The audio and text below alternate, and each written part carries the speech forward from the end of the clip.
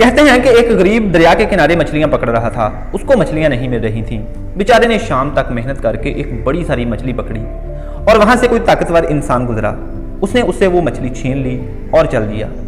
تھوڑی دور آگے جا کے اس مچھلی نے اس کے انگوٹھے پر کاٹ لیا، اس بندے کے جس نے مچھلی چھینی تھی اس کے انگوٹھے پر کاٹ لیا۔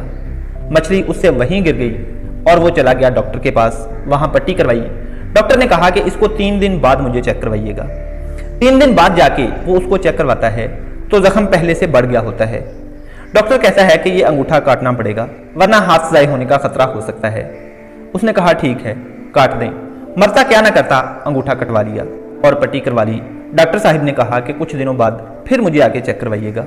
اس نے پھر ڈاکٹر کو آ کے چیک کروایا، زخم مزید بڑھ گیا تھا۔ ڈاکٹر نے کہا کہ ہاتھ کاٹنا پڑے گا ورنہ بازو ضائع ہو سکتا ہے، مرتا کیا نہ کرتا۔ اس نے ہاتھ کٹوا لیا۔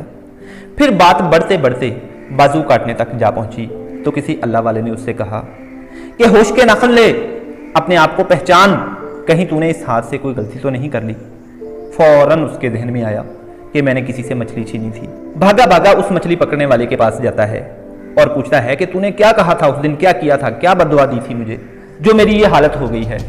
تو اس نے کہا کہ میں نے آسمان کی طرف دیکھ کر بس اتنا کہا تھا کہ اے میرے اللہ، اس نے مجھے اپنا زور دکھایا ہے، تو اسے اپنا زور دکھا دے۔